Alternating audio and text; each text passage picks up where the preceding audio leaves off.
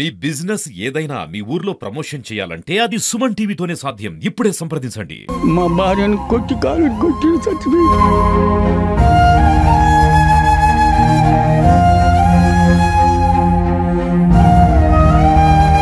చచ్చిపోతూ రాలేవాడు. నమస్తే, welcome to Suman TV Warangal. నేను మీ స్వాతి బచ్చు.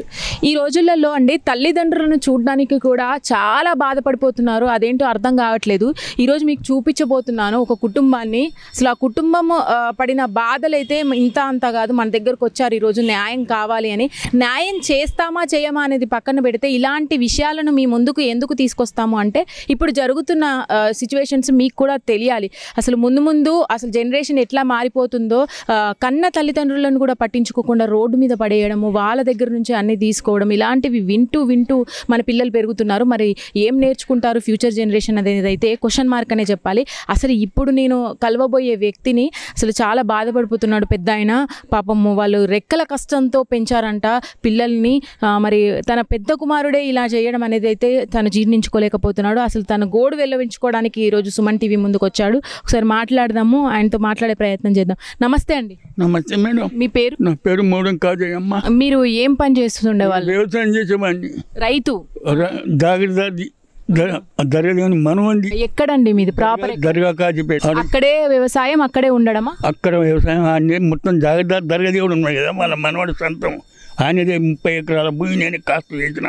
ఆ నమ్మకం మా తండ్రితో సుడు చేస్తే నా వరకు. అందుగురించి మేము గౌరైన పేరు కాదా ముస్లిమ్స్ పెట్టుకున్నారు. అది నన్ను దాదుకొని అది అయితే నేను చేసిన నేను నా తండ్రికి 5 కొడుకులు, 2 బిడ్డలు. నాకు 2 బిడ్డలు, 2 కొడుకులు మేడం. 2 బిడ్డల పెళ్లిళ్ళు చేసే అందరికి చేసిన. 2 కొడుకులు, 2 పెళ్లిళ్ళు చేసినాక నన్ను ఈ పెద్దోడు నన్ను గోస పుస్తాను మేడం. పెళ్లి అయిన కానుండి అంటే 25 సంవత్సరాల నుండి నన్ను గోస పెడతాను మేడం. నన్ను మీ భార్య మీతో? మా భార్యను కొట్టి కాలు కొట్టి చచ్చిపోయింది. అయ్యో, ఆయన కొట్టాడా? భార్య కొట్టి పైసలు అడగపోతే ఎప్పుడు పని పాట చేయడు. ఏం చేయడు? మన కొడుకు కూడా గంజాయి తాగుతాడు.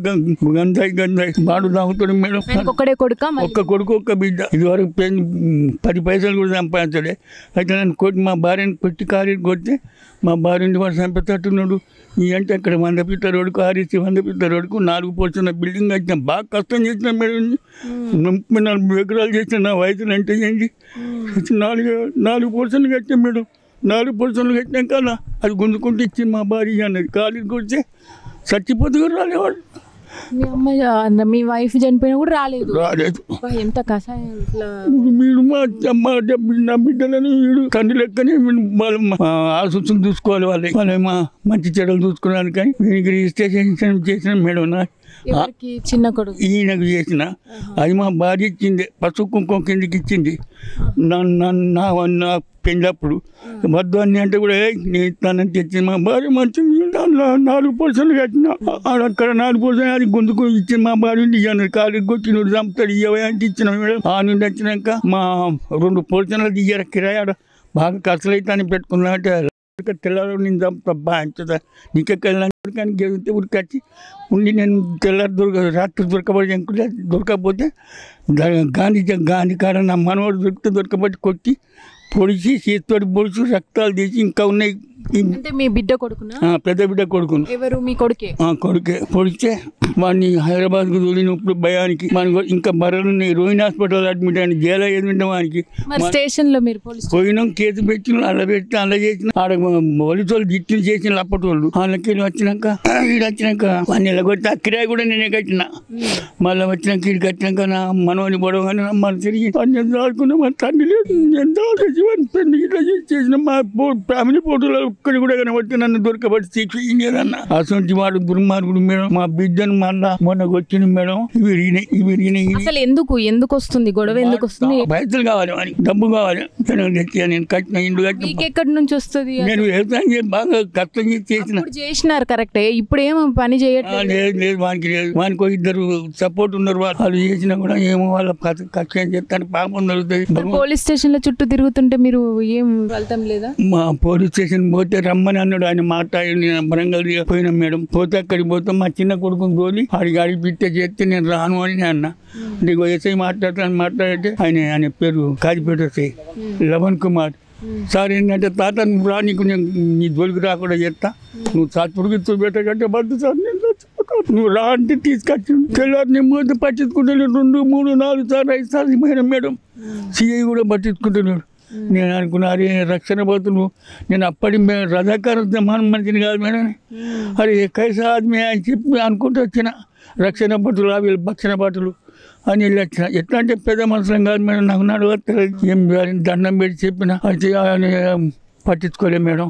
పట్టించుకోకపోతే వీడు 2 రోజులు చేస్తారు మేడం. వీడి పిల్లలు వీడు కింద పడ్డాడు. లంకంత కొంపలు ఉన్నాయి నాయ. అంటే ఆయన లాక్కున్నాడు మీ అన్ని ప్రాపర్టీస్, నచ్చి కొట్టి మళ్ళీ రాసుకున్నాడు, రిజిస్ట్రేషన్ చేసుకున్నాడు. ఏమందే పెట్టాడు అది రిజిస్ట్రేషన్ చేసుకొని ఇండ్లకి దునికి వాడు అంత నాదే అని చెప్పి వేట కొడవలతో గెలిస్తే వీడు ఉడికింది మేడం.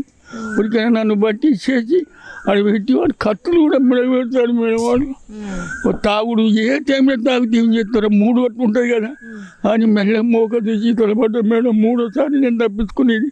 ఆఖరికి ఇది బసపడలేదు ఇలా వచ్చిన మేడం. నేను బసపడని కష్టాలు అయితేనే ఇంకా బాగోగులన్నీ మా బిడ్డలు ఏం చూసుకోవాలి. ఆ పిల్లలు బట్టలు దుకాణాలు పోతే కొడుతూ ఇవన్నీ ఇరిగినాయి మేడం. ఇవి ఆపరేషన్ లాంటి ఇప్పుడు మేడం ఇవి గింత కట్టాడేసరే నీ బిడ్డ పని చేసిన నీకు సాగుమూర్తం పెడతా నమ్మకం. నాకు ఎంత తల్లడి నా బిడ్డలు మా అక్క చెల్లెలని కూడా అంత ప్రేమ చూసినాడు. కట్ట చేసి అట్ట కొట్టి చేసి నీకేది తూరికి వచ్చాడు. నేను మెల్లగా తప్పించుకున్నాను మేడం. పెట్టుకొని అత్త అంటే ఉంగరాలు కొనుక్కున్నాను మేడం. 3 ఉంగరాలు ఇంకా నా ఫోటోలో కూడా చూడు వాళ్ళకి ఎరికే పోతే. అంటే రావడము ఆయనకు కావాల్సింది ఆయన తీసుకెళ్ళడం, ఎదురు తిరిగితే మిమ్మల్ని కొట్టడం, ఇంతే. ఇంకా బాగా డబ్బు కావాలి. ఏం పని లేదు. మీరు అడుగు ఏం పని చేస్తారు ఏం చేస్తారని. మా ఆర్డో కూడా అక్కడికి పోతే కూడా వాళ్ళు చెప్పిండు మొత్తం కిరాయిలు చేసుకో బాబా అంటే వీళ్ళు కూడా చెప్తే తీసుకొని నాన్న తీసుకపోతే నా బాబు తీసుకొచ్చి చేసేది పక్షపాతం వచ్చిండే మేడం. నాకు తీసుకొచ్చి మంచిగా చేయించుడు.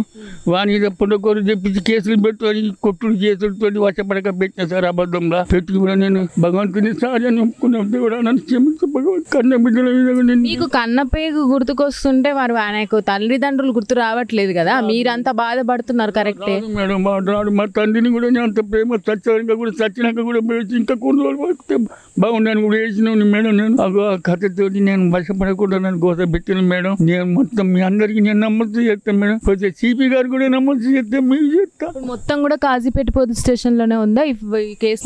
అన్నీ ఉన్నాయి. ఏం న్యాయం కావాలి కరెక్ట్ గా ఒకసారి క్లారిటీగా చెప్పండి. మీడియా తరఫు నా భార్య ఏమైనా 10 పైసలు సంపాదించి నాకేమైనా కష్టం చేసి తీసుకోమని నాకు తెలియదు. నేను ప్రమాణం చేస్తామని పిల్లలు వాని బిడ్డ పేరుకి 10 లక్షలు కావాలన్నట్టు ఇప్పుడు ఏదైనా అది కాగితాలు మా వీని పేరు ఉన్న కాగితాలు వీని పేరు చెప్పి వాని భార్య పేరు చేయించాను మేడం. వద్దురా నీ పేరు అని అవి చేయించుకొని ఆ బిన్ను మా భార్య పేరు మీద ఉన్నది. ఇక అది పోతే ఇంకా మా భార్య పేరు మీద కొన్ని డాక్యుమెంట్ ఉన్నాయి మేడం. కొట్టి గుంజుకున్నాడు మేడం. వాని బామ్మ అది నేరల సీను మోడం చంద్రశేఖర్ మోడం సచిన్ చంద్ర మోడం దాని 2 పేరు కదా విమల దాని పేరు ముందు పేరు వాళ్ళు అయ్యవాది పెట్టింది ఒకటి. అది కొట్టి కొనుక్కున్నారు మేడం. నేను ఒకటి ఇట్లా తీసుకొని నేను ఎవరికైనా బాగున్నది నేను చాలా మందికి నేను సచిన కాడికి కూడా పోయి ఇచ్చేది మేడం. అలా మాకు నన్ను ఇష్టపెడతాను మేడం. ఇప్పుడు మీకు ఏం న్యాయం కావాలని కోరుకుంటున్నారు? బాడీ అంటు ఉంటే నన్ను చంపుతాడు మేడం. నేను ఈ వారం 10 రోజులు కూడా చస్తా కావచ్చు. నేను చచ్చిపోతే నన్ను ఎక్కడే పడనిస్తారు చెప్పు మేడం. మన తెలుగు సాంప్రదాయం ఉన్నది. నా లంకంత కొంప అక్కడ పెట్టుకొని అందరు అవుతారు ఉండి 4% ఈయన 4%. మేము ఉండగా లెక్కరాస్తే వీడు ఇతను ఉంటాంటే నేను నాకే ఇచ్చేది అవుతాడు. వీడు ఇంటికి వెళ్ళిపోయి అక్కడ వాడు కత్తులు పెట్టుకుని వేడిచ్చింది మేడం. చంపుతాను ముచ్చట రాదు మేడం. వాని కొడుకు వానికి వాని పెళ్ళాని వాని బామ్మాదికి మరి ఎట్లా అర్మోట్గా భాగలుగాడుగా మన ఇంటనే ఇట్లా అంటే నేను అది ఎంత చెప్పు మేడం చెప్పు అంటే భయం. అది కొడుకు ఇంట్లో చూస్తుంటే నాకు భయం అంటుంది మేడం. నేను ఏం చేయాలి మేడం? నాకు చేసి మాకు న్యాయం చేసి నన్ను కాపాడు మేడం. మీరు కష్టం చేసుకుందే మీకు కావాలి అని మీరు అడుగుతున్నారు. మీరు ఏదైతే అంతిమ రోజులలో ఉండాలనుకుంటున్నారో ఆ రోజులలో నేను ప్రశాంతంగా గడపాలనేదే మీరు కోరుకుంటున్నారు, అంతే కదా? నా ఇంత మరి రావద్దు మేడం. వాడు రావద్దు. నేను మున్పట్లక్కనే ఉంటాను. నాకు ఎదురు ఫ్యామిలీ ఫోటోలలో కూడా వాడు ఉంటే చూడు. వాడు ఏమైనా పని చేసి నాకు ఇచ్చినాడు కానీ ఏం పని చేస్తాడో అనుకుని మీకే తెస్తాను. వాని పెన్నాను వాని కొడుకుని వాని బామ్మని చూస్తే మీరే అడుగుతారు. అదే ఐసా ఆద్మీ అని మీరే అనుకుంటారు. అబ్బో మేడం మీ అందరికీ నమస్తే మేడం. ఏసీపీ గారు కూడా నమస్తే పెడతాను. నన్ను దయచేసి కరుణించి నన్ను నా కొడుకు నా కోడళ్ళకు నా బిడ్డలకు నా మనోళ్ళకి ఏమన్నా అయితే మీరు చర్య తీసుకోవాలి మేడం. నా పెద్ద బిడ్డ కొడుకుని భయానికి హైదరాబాద్ ఉంచినాం. వాడిని చూడండి నేను వాని తండ్రి లేడు. ఆగం అవుతాను మేడం. మా ఇల్లంతా మొత్తం అడిబడి అయింది మేడం. మీ దండం పెడతాం, మీ కాలు మొత్తం మేడం. ఇది ఎట్లా చేసి నా ఇంటికి వారు రాకుండా చేసి నా జోలికి రాకుండా చేయించి నన్ను చేస్తే కంటే చాలు మేడం. నాకు ఏం పెడుతుంది, నా కిరాయిలు నాకు ఇప్పించుకుంటే కష్టం. వీళ్ళకి ఎవ్వరికి ఏమైనా జరిగినా మాత్రం వాళ్ళ మీద మీరు చర్య తీసుకోవాలి మేడం. నా కొడుకు బిడ్డలకే, నా కొడుకు వీళ్ళు కింద మంటారు మేడం. ఇక్కడికి వచ్చి నేను ఇంతకని నేను వచ్చి చూస్తాను, తీసుకొచ్చి నాకు ఏదైనా కోపాలు తిడతాం కానీ ఎట్టుంటుంది మేడం కడుపులో. బాధపడకండి, న్యాయమే జరుగుతుంది. అది కొంచెం ముందో తర్వాత ఖచ్చితంగా నాకు నమ్మకం ఉన్నది మేడం. మిమ్మల్ని చూడగానే అనుకున్నా నేను. అమ్మా ఉంచండి, మేము కూడా మా ప్రయత్నం చేస్తాం. రైట్, విన్నారు కదండి. ఒక రైతు బాధ ఇది. రైతు కష్టపడి ఇన్నేళ్ల నుంచి కూడా ఒక ఇల్లు కట్టుకొని వాళ్ళ కుటుంబంతో ఉండాలనుకునే కోరికను కూడా తను కాలుతో తన్నేసినట్టుగా వాళ్ళ కొడుకు, పెద్ద కొడుకు అంట, వాళ్ళ కూతురి పిల్లల్ని కూడా ఇలా బాధిస్తూ ఉన్నాడు అంట. తల్లి చనిపోతూ కూడా రాలేదు అంటున్నారు. ఇప్పుడు వీళ్ళు కోరుకునేది ఒకటే, అంత దారుణంగా పైచాచికత్వంగా కత్తులతో దాడి చేసే వ్యక్తి ముందు మేము ఎలా బతకాలి? చిన్న కొడుకే కానీ, కోడలే కానీ, నా ఆడపిల్లలే కానీ ఎలా బతుకుతారు? నేను పోయిన తర్వాత వాళ్ళ పరిస్థితి ఏంటి? మరి వాళ్ళకి నేను ఉన్నప్పుడే న్యాయం జరగాలి కదా. నేను ఉన్న ఈ చివరి రోజుల్లో నా ఇంట్లో నేను ఉండాలి కదా. రేపు పొద్దున ఏదైనా చనిపోతే ఎట్లాంటి పరిస్థితి వచ్చినా కూడా నన్ను ఎక్కడ తీసుకెళ్తారు? నేను ఉండి కూడా నేను ఎందుకు ఇంత ఒక రైతు కష్టం మీరు వినరా అన్నట్టుగా ఆయన వాపోతున్నారు.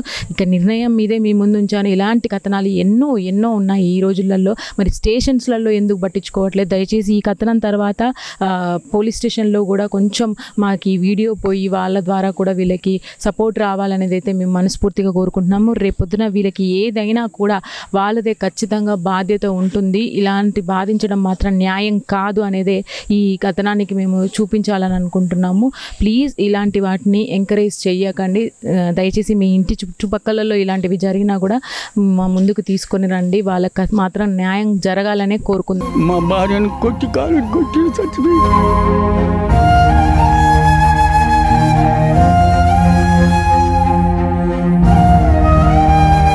చచ్చిపోతే రాలేవాడు.